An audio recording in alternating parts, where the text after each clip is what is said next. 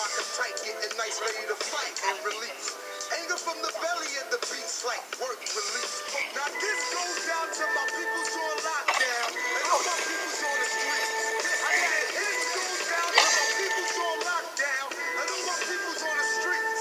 I said this goes down to my people's on lockdown and all my people's on the streets.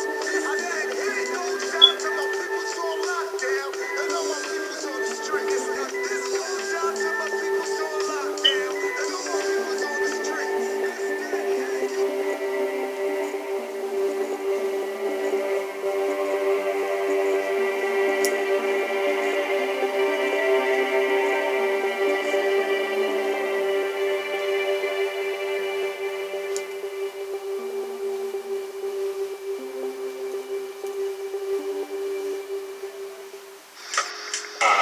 Programmer. I work for NASA, work for ExxonMobil, work for Department of Transportation.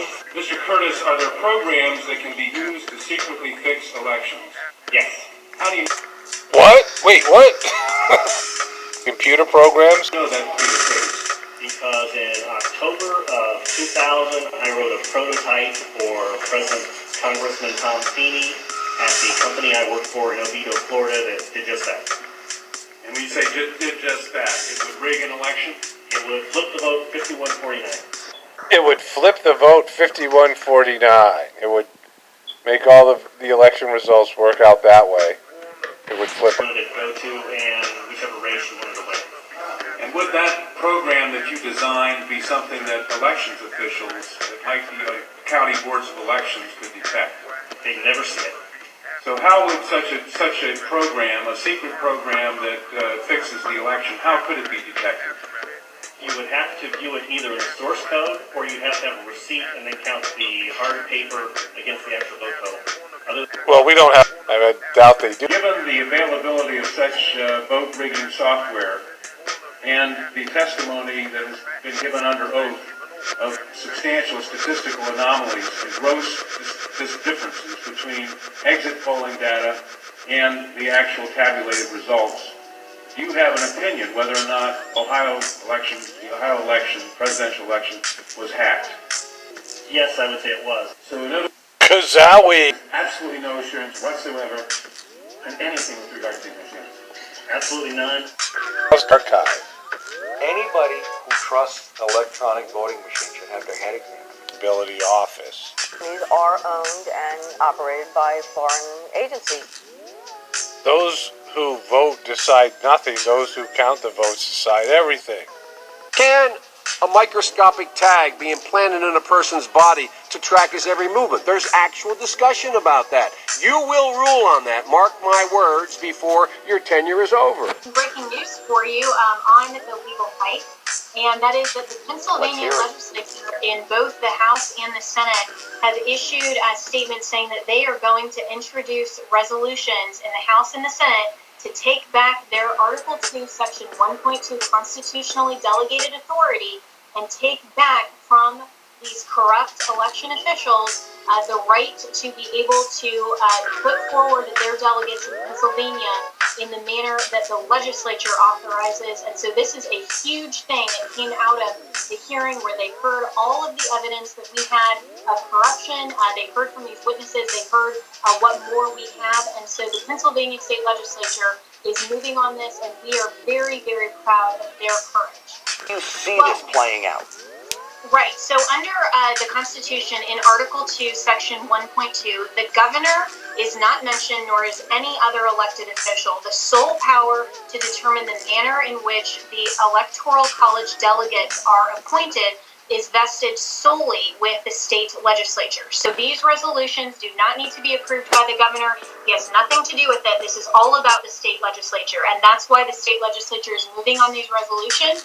And they'll be moving very quickly. And this is why, for all of the people out there making fun of these hearings, this was the opportunity when we first went to court that we asked for, is to be able to present an evidentiary hearing so that the judicial branch could tell the legislature to do their job. We're very grateful that the Pennsylvania state legislature doesn't need a court order to do their job. They're doing it by themselves, and they're doing it under their constitutionally delegated authority. They're moving on this, and this is exactly what the provision of the Constitution provides for, and this is exactly what it was intended to do, is to make sure that corruption in elections does not get through without oversight of the legislatures. Beginning of the chart where there's a circle, it says on election day. What that indicates is there is a spike in loaded votes, 337,000 plus or minus some votes that were added in there in one big batch. So that was an anomaly in the reporting. Normally you would expect to see a smooth curve going up, not any big spikes. That's kind of what Greg was talking about, the anomalies of loading and uploading those votes. So that big spike that occurs there is a prime indicator of fraudulent voting. And that's 604,000 votes in 90 minutes, is that right? Correct. This is 337 votes. 337,000 votes in that period of time.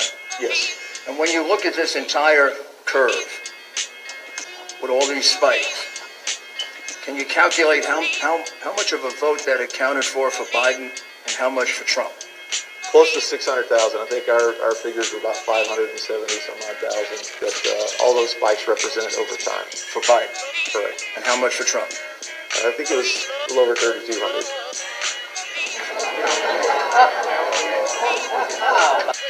Very last question. There's word from Florida that they intend to put out a mailing sort of a campaign, an election process whereby they make up for the primary they had before, which was ruled out of order by the Democratic National Committee, and you did not campaign in.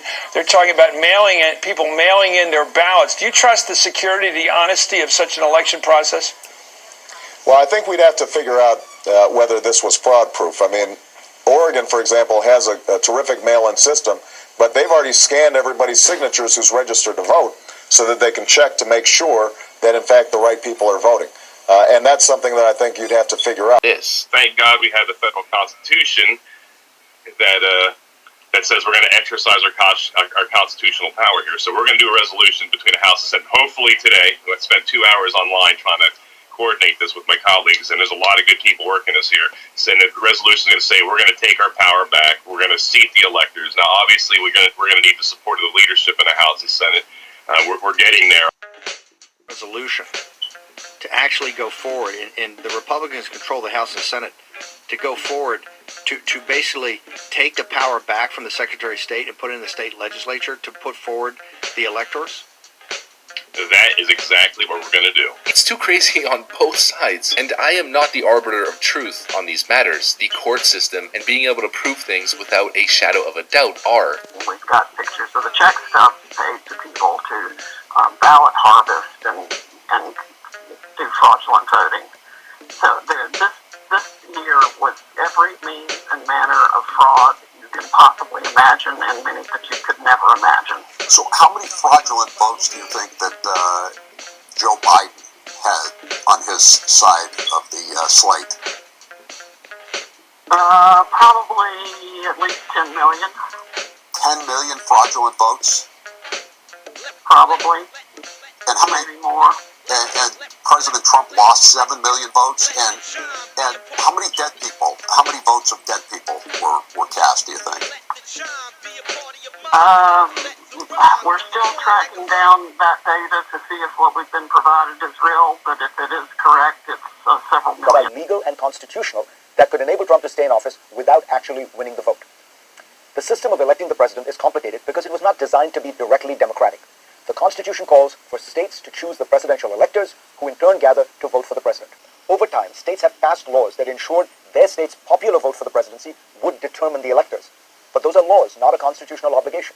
Now, imagine the scenario during election week. Trump is leading on November 3rd, but Joe Biden pulls ahead in the days following. Republicans file objections to tens of thousands of mail-in ballots. Democrats file countersuits. Taking account of the confusion, legislators decide to choose the electors themselves. Here's the worry. Of the 9 swing states, 8 have Republican legislatures. If one or more decide that balloting is chaotic and marred by irregularities, they could send what they regard as the legitimate slate of electors, which would be Republican. Democrats may object and file lawsuits. In some of those states, Democratic governors or secretaries of state could send their own slates of electors to Washington. That would add to the confusion, but that might well be part of the Republican plan. Because you see, when Congress convenes on January 6th to tally the electors' votes, there would be challenges to the legitimacy of some electors.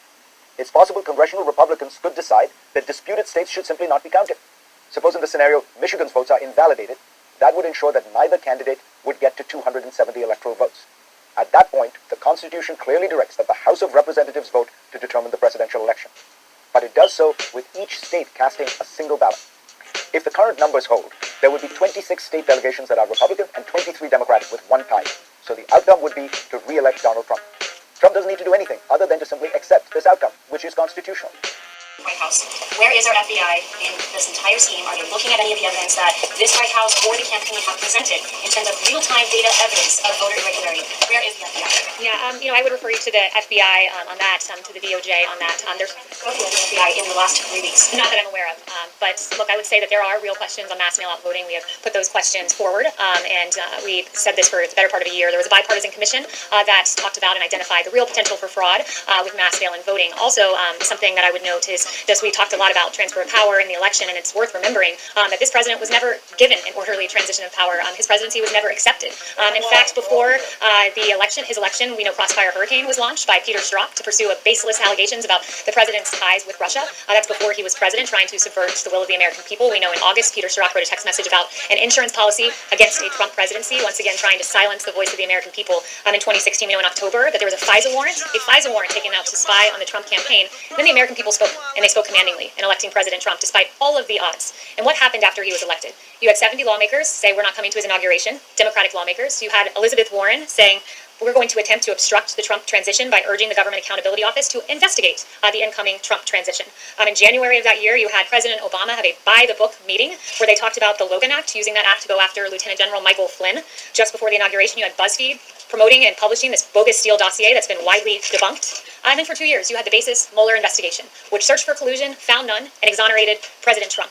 While in 2016, President Trump became the duly elected president, many sought to undermine him, discredit him, delegitimize him, and deny his victory. There were no calls for unity. There were no calls for healing. So while every legal vote is counted, let us not forget the inexcusable transition, or lack thereof, that President Trump had to endure in 2016 and 4 years into his presidency. Thank you, everyone, for the very good and substantive questions today. I don't call an activist. I'm not an activist.